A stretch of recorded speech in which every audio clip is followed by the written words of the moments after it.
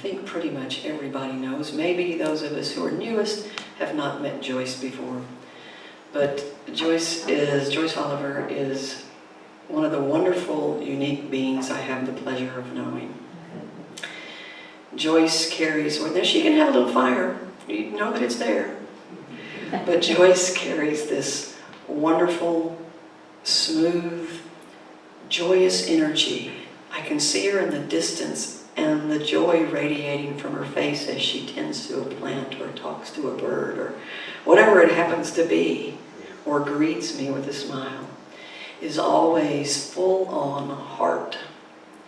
And for that I am completely grateful. You remind me, every time I see you or think of you, to be a better, more joyful, happy me. And so I thank you. Today, Joyce shares with us her thoughts entitled Just Mercy.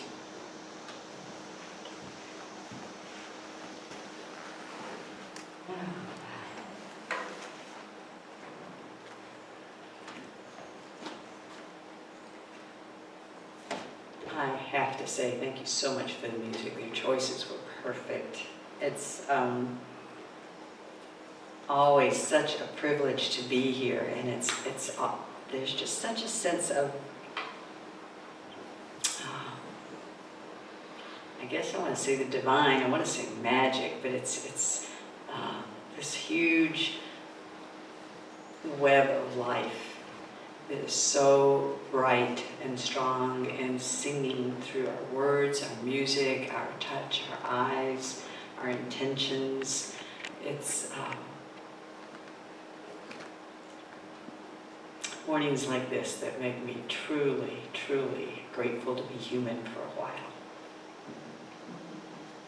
I lost a dear friend this week.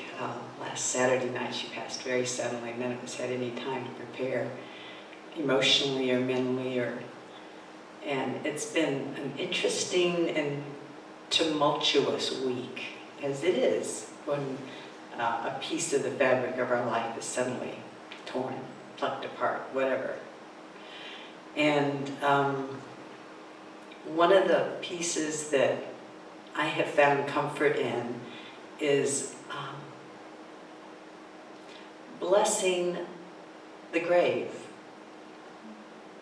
Just that final resting place for the body anyway. Of course, the spirit's gone on by the time it gets to that space where we're laying down this body that we've hugged and loved and celebrated and watched it give birth, or just all the bajillion things that go with being alive. And so I was given permission to go and bless Judy's grave, and I got there and the fellows were still working, having to drill through the rock.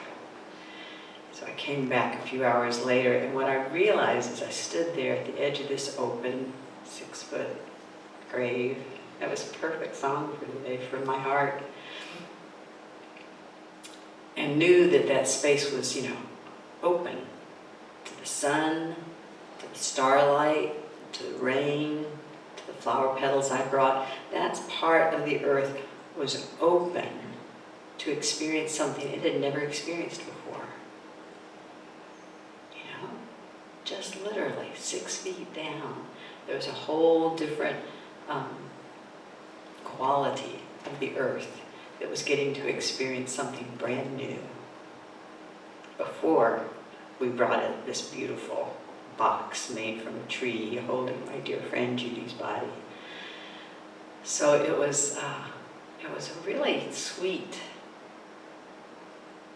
deepening of my understanding of some of the power of rituals that we can create for ourselves.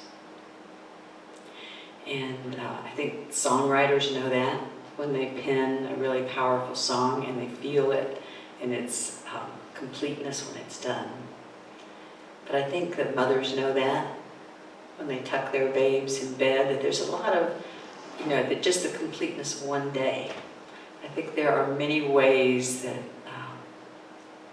as we open our hearts and minds and make some of these connections at these times that we're living in, call us to connect with who and what we are, connect with our source, connect with our family, be it vegetable, mineral, human, plant, sweet four-leggeds.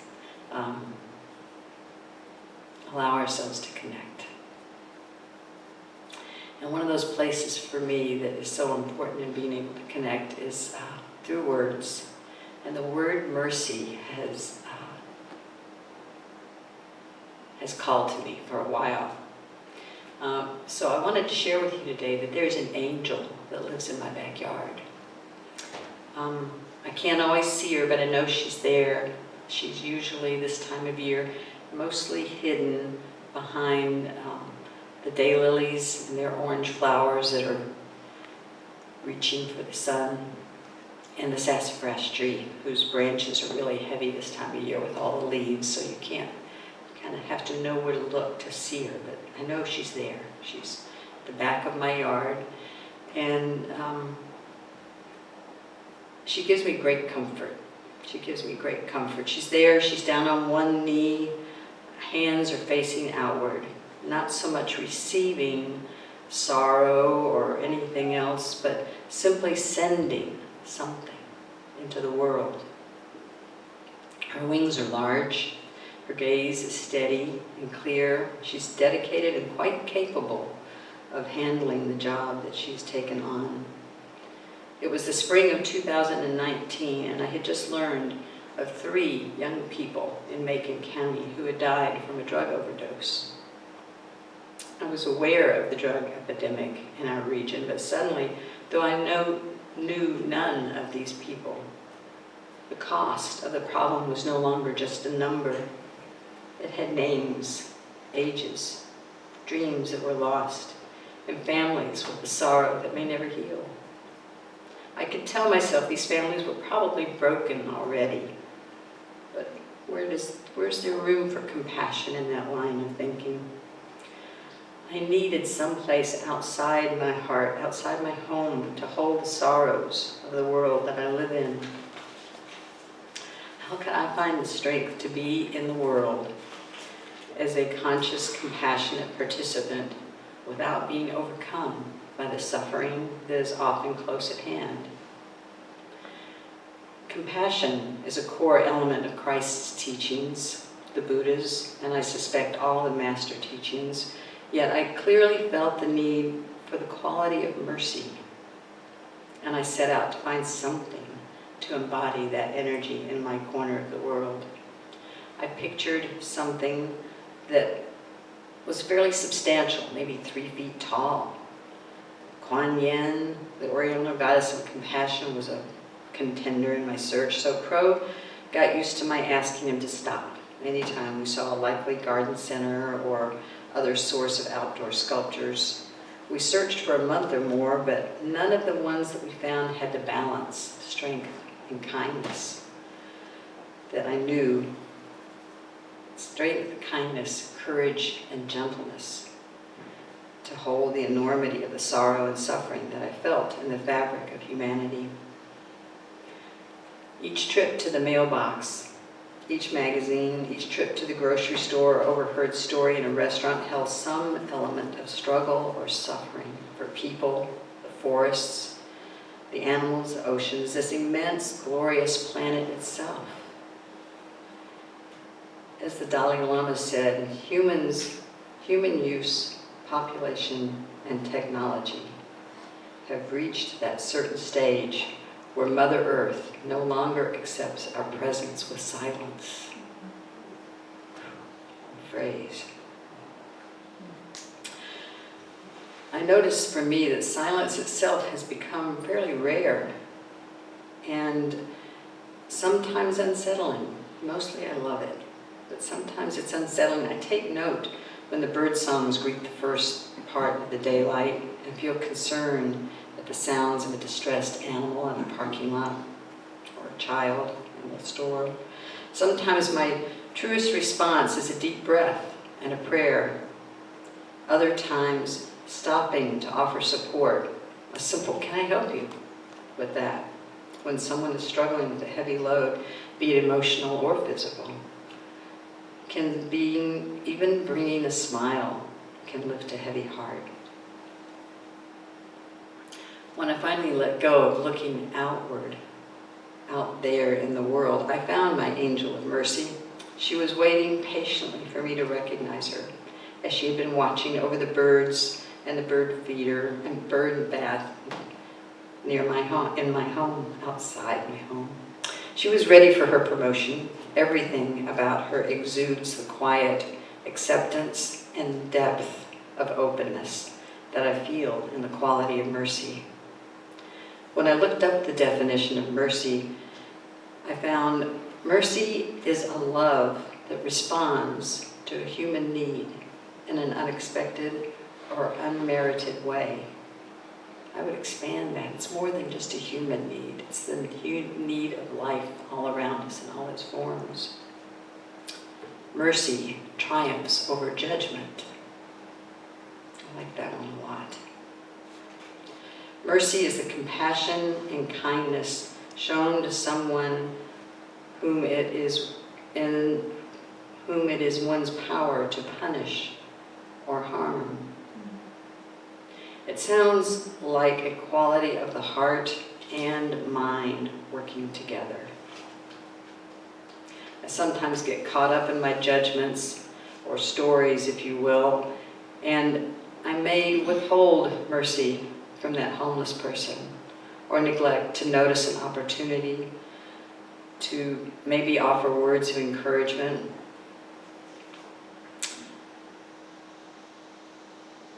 Webster's dictionary says compassion and kindness are the synonyms for mercy. It's more than feeling sympathy for someone in a situation. It is love enacted. Mercy desires to answer the immediate needs of others and alleviate suffering, loneliness, and grief.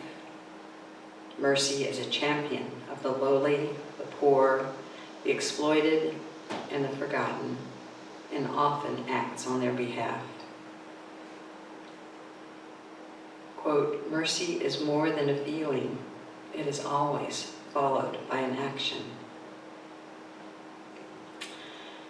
As I pursued this line of thought, I began to understand why I feel such an affinity for the quality of mercy. In 1981, I took a job at the Atlanta School of Massage, and over the next 9 years served in various capacities, various aspects of supporting its growth. It became a highly respected institution with people coming from France, Japan, Trinidad, Puerto Rico, Mexico, and all over North America to develop their skills and learn the art of massage. I could literally see the transformation in the students who opened to the responsibility and the vulnerability of therapeutic touch. I believe mercy is at the very core of the healing arts. It certainly has been for me in my 31 years as a massage therapist.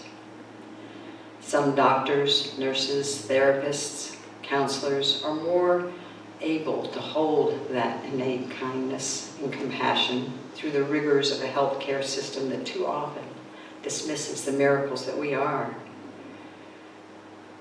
Others experience much frustration and often burnout at the countless details and responsibilities. It's often said that we are spiritual beings having an earthly experience, and I have seen how respectful, healing touch has restored quality of life for countless people. From a heartfelt hug to the hospice caregiver who holds a hand as someone takes their last breath. All of this, and much more, is mercy in action. Each of you who've opened your hearts and your homes to an abandoned animal can know beyond a doubt that showing mercy to another is one of the sweetest gifts we can give ourselves. 2,000 years ago, the master teacher Jesus offered a teaching that would inspire countless people through the ages when he spoke on a hillside overlooking the Sea of Galilee. The Beatitudes still ring with the power of truth to my ears. Blessed are the poor in spirit, for theirs is the kingdom of heaven. Blessed are they that mourn, for they shall be comforted. Blessed are the meek, for they shall inherit the earth. Blessed are they who hunger and thirst after righteousness, for they shall be filled. Blessed are the merciful, for they shall obtain mercy. Blessed are the pure in heart, for they shall see God. Blessed are the peacemakers, for they shall be called the children of God. Blessed are they who are persecuted for righteousness' sake, for theirs is the kingdom of heaven.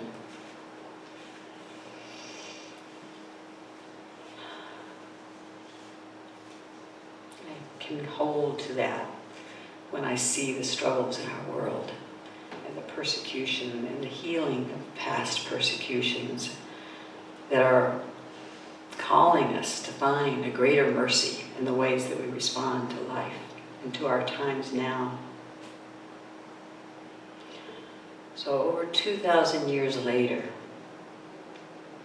this simple, beautiful quote from these words, I don't even want to say quote, these words from the heart of His Holiness the 14th Dalai Lama might shine a light on our need for mercy. He said simply, people were created to be loved. Things were created to be used. The reason why the world is in chaos is because things are being loved and people are being used.